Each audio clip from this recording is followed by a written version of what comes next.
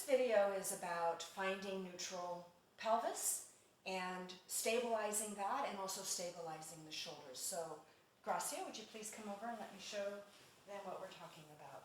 I want you to lay down on your back.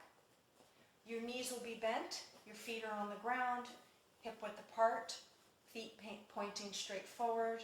I want her to put her hands on her ASIS. And what I want her to do now is I want her to create an arched low back and a flat low back. And I want her to feel what her hip bones are doing when she's doing that. How when she makes a flat back, how her hands go that direction, and when she arches her back, her hands go in that direction. I want her to label those extreme positions as 0 and 10. And what I want her to find is where medium is and where 5 is. So she has a little bit of an arch, maybe where a couple of fingers would be between the low back and the floor, or a big grape. Her pelvic muscles or her pelvic bones should be pointing straight up towards the ceiling. So when she does those exaggerations, she can see that her hip bone is over here, her hip bone is over here. When she's in 5, they're pointing straight up towards the ceiling. The other thing that you can do as an instructor that's important is give them a feeling of arched back. You are able to slide your hand through. So go ahead and go into that arched back position, and I can slide my hand through. When she's in the flat back, then the tunnel is gone and I can't get my hand through.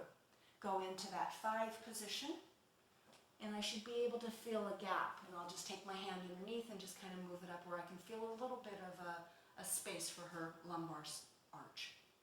Now, I want her to hold this position in every move that I'm teaching. So, how does she lock that in place once she has identified where that neutral pelvis is? And what she's going to do is, I want you to put your hands back on your hip bones. I want her to draw her belly button in down towards her spine without moving her pelvic bone. It's just a pull down, holding that down. You saw no movement. She's able to do that. So you really have to watch for her. Sometimes when they pull down, they'll tuck under or they'll arch.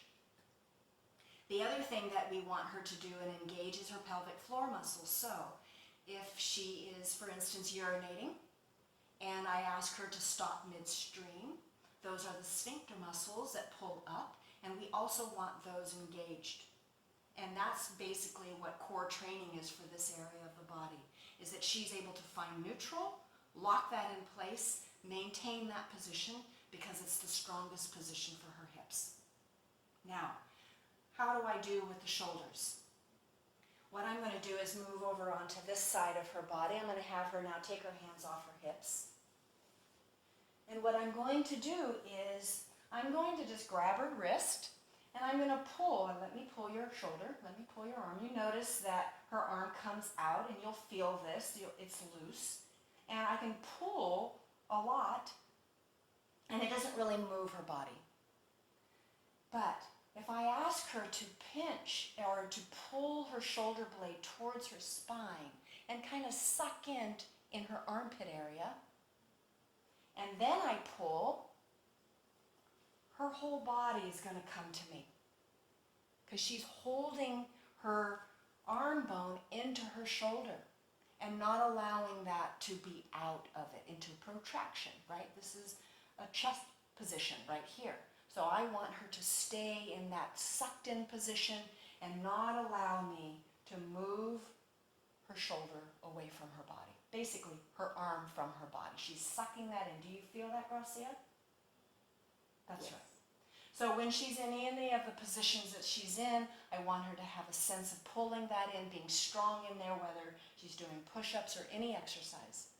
That should be the feeling in her shoulder joint, coupled with how she should feel this in her pelvic lumbar area, making sure she's in neutral, because this is where she's the strongest. We want them to know what that feels like.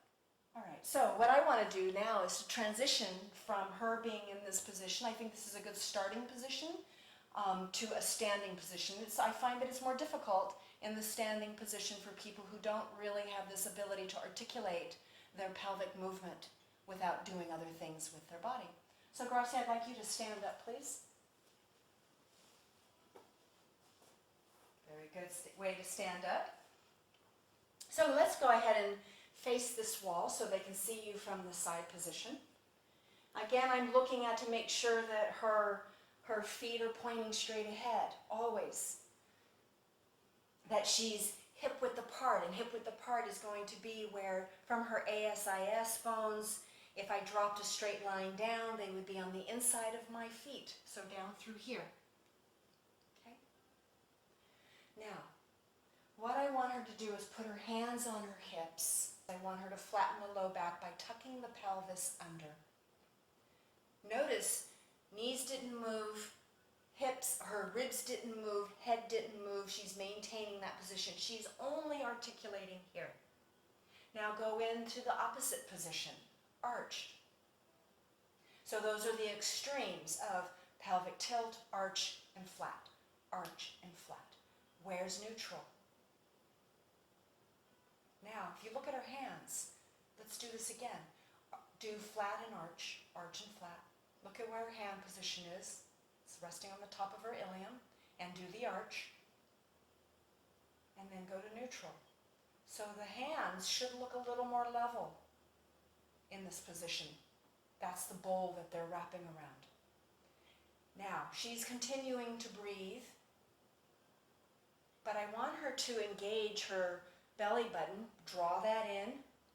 Draw up through the pelvic floor muscles without it causing any kind of change in the position of her rib cage.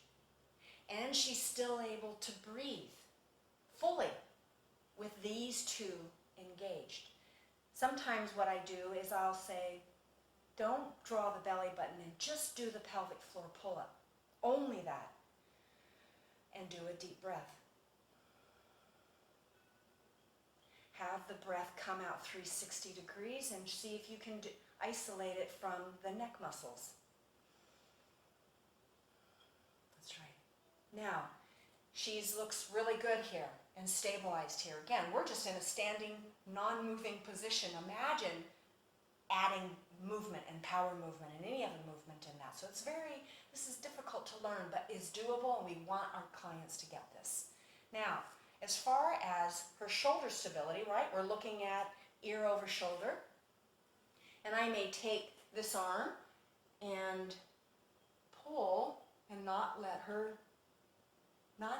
let me move you. Not let me move you. That's right. So that's the cue to get them to feel, don't let me move you. So she has to pull her shoulder blade in. And it's just a simple command of, if I push on her, don't let me move you.